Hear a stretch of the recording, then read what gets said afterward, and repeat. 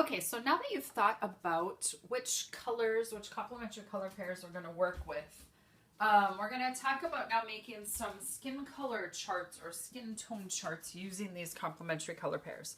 So you can see I have started one here using the red and the green. And here are like the tones that I can make mixing the red and the green together. So if you think back to painting one, it is like making the intensity scales. But I am focusing on colors that feel like they would be on a human being, right? So as I start to get up here, this is too green.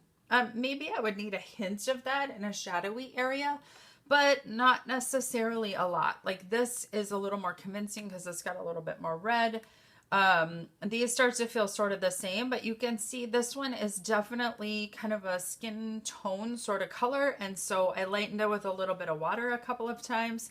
And you can see that it is a perfectly lovely range of skin tone. This one that gets a little more red, same thing. And you can see that this would give us some highlight and some shadow, and that's kind of what I want you guys to do. So I have now both of the blue and the orange color combinations, and so I'm going to show you just sort of how I created this little chart. So I have my paint here. I have the orange mixed up on the lid. And what I'm going to do is just take, and this one up here, I'm doing the warm blue. I'm going to take a little bit of the blue. I know that these two colors, when they're mixed together, makes a gray. And here I can see very quickly that I added too much blue. So obviously that's incredibly blue. I don't know how realistic a version, I mean, obviously that would be a beautiful color for eyes, probably a color in a shadow, but I'm going to leave that one sit there. It's a record of something that I tried, and I added a little more orange in because obviously that's too blue, works for eye color, maybe not anything else. But now as I add more red, I see I have a really great color for somebody with a darker skin tone and a shadow. It's warm. I'm going to add a little water to it. So I'm just going to dip my paintbrush in some water, and I'm going to lighten it up. Dip my paintbrush in water, lighten it up again. Dip my paintbrush in water, lighten it up one more time. And pull a little bit out of there. There we go. And I can definitely see that this range would be useful in painting a portrait. I am now going to take this same color and I'm going to add a little bit more of the orange to it because I'm on the right track of creating the skin tones out of these two colors. So this with a little more orange went a little bit more just a lovely brown color. I'm going to do the same thing. I'm going to grab a little water. I'm going to lighten it up. Oh, a little too much water. I'm going to grab a little more paint because I want to kind of see a value range now of this shade of paint. Okay, so this is kind of, I mean, this is what I'm asking you to do. We're going to make this range of skin tones. So I just added more orange, maybe a little too much. But again, it's a nice warm brown kind of color.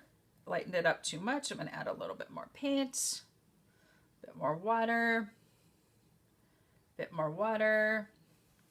And I think like I'm going to get another realistic looking skin color still if I go one shot more orange into that same pile.